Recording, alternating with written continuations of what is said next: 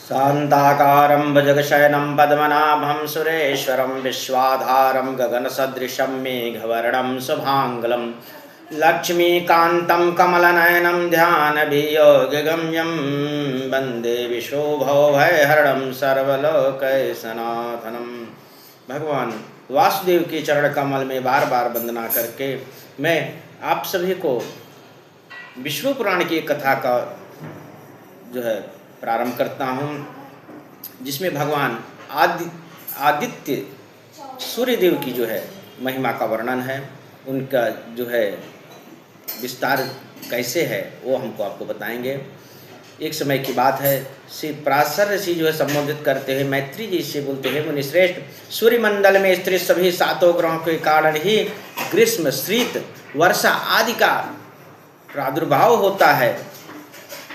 भगवान भास्कर के रथ पर विष्णु के शक्ति से प्रभावित गंधर्व, सर्व, राक्षस, अप्सरा आदि स्थितियों कर कार्यों का वर्णन किए हैं, जो शीत, ग्रीष्म, वर्षा करने वाले हैं। कृपया करके आप बताइए, जब उनके रथ पर विराजमान गण ही कारण है तो भगवान भास्कर का क्या कार्य है? यह प्रश्न पूछने पर मुनिगण संबोधित कर बोलते हैं कि सूर्य ही वर्षा का मेन कारण है। सूर्य जो है न उदय होते हैं न अस्त होते हैं, इनका यही यथार्थ है। मैत्री जी के इस प्रश्न को जो है पराशर ऋषि के संबंध में आज की तारीख में भी मैं आपको बता दूं, जो लोग जागरफी पढ़ते हैं, जो उनको ज्ञान है, उनको अच्छी तरह मालूम है कि कभी एशिया महाद्वीप में जब सूर्योदय होता है तो यूरोप कंट्री में जो है, यूरोप महाद्वीप जो है, जैसे अमेरिका है, रूस है, जापान, वहाँ पे रात्रि होता है। यहाँ पे दिन होगा एशिया महाद्वीप के अंदर, तो वहाँ पे रात्र होगा। तो सूर्य न तो अस्त होते हैं न उदय होते हैं, यह एक पृथ्वी का जो है चक्कर लगाते रहते हैं। यही चीज़ हमारे विष्णु पुराण में लिखी हुई बात है, जो हमारे ऋषिगण ने लिखा है। बहुत गौर करने की बात है कि जागरफी का जो विषय है वह जो है विष्णु पुराण से संबंध रखता है। यह 11वें अध्याय में विष्णु पुराण में लिखा हुआ है। 7 गणों में भगवान भास्कर एक प्रधान हैं, उनके मुख्य हैं, जिनकी विशेषता है कि सृष्टि एवं पालन है सर्वत्र भगवान विष्णु रजक यजु साम स्वरूप में सूर्य के भीतर वास करते हैं। जिस महीने में जो सूर्य होता है उसे द्वितीय रूप में भगवान विष्णु की पराशक्ति सन्निध होती है। पूर्वाह में ऋषक, मध्याह्न में बृहद्राद ऋजु तथा संध्या काल में शाम श्रुतियाँ भगवान भास्कर की स्तुति करती हैं।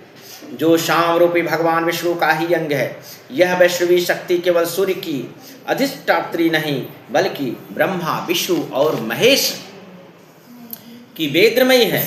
सर्ग में प्रारंभ काल में ब्रह्मा ऋषिकमय विष्णु की स्थिति में यजुर्मय तथा प्रलय में भगवान शिव की साममय रहते हैं, इसलिए साम योग की ध्वनि से सदोष का माना गया है। इस प्रकार सात्विक त्रयमयी वैष्णवी शक्ति अपनी 7 गणों के स्थित 7 गणों में स्थित जो सूर्य में स्थित होते हैं, उनके अधिष्ठित भगवान सूर्य अपनी तीक्ष्ण किरणों से इस सृष्टि के अंधकार को दूर करते हैं।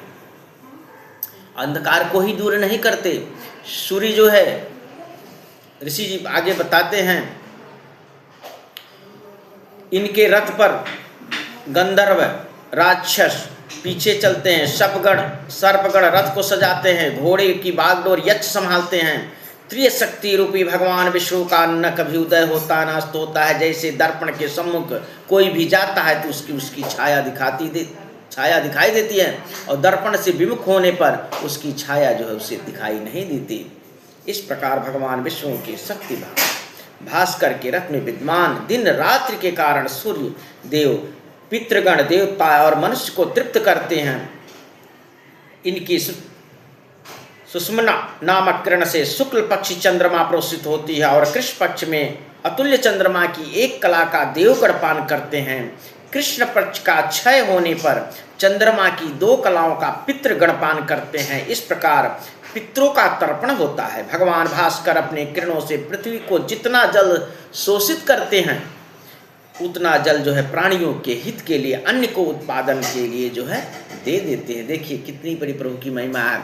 ऐसे भगवान भास्कर को हम क्यों प्रणाम न करें। उनको एक लोटे में जल अर्घ फूल दे करके, अच्छत दे करके उनको अर्पण न करें तो यह बड़ी भारी मूर्खता होगी, अज्ञानता होगी।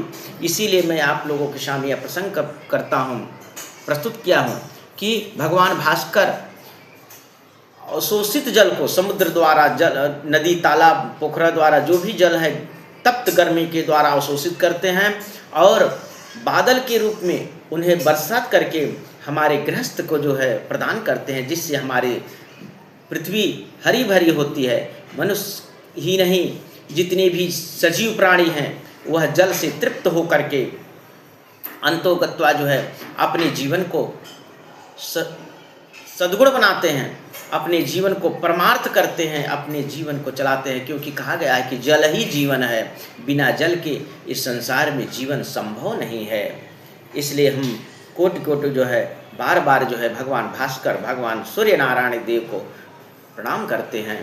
आप लोग भी सोशल मीडिया के माध्यम से जो आपको हम इस कथा का श्रवण कराते हैं, इस कथा के माध्यम से भी आप लोग जो है प्रकृति की उस महिमा का, कितनी बड़ी विशालता है प्रकृति के अंदर, उस विशालता को जो है आप स्वीकार करिए कि जो हमें बिना किसी द्रव्य के, बिना किसी बिल के इतनी बड़ी उजाला प्रदान करते हैं। इतना उजाला ही नहीं प्रदान करते हैं, प्रकाश ही अंधकार को दूर नहीं करते हैं। हमारे जीवन में जो है भोजन की व्यवस्था भी भगवान भास्कर ही करते हैं।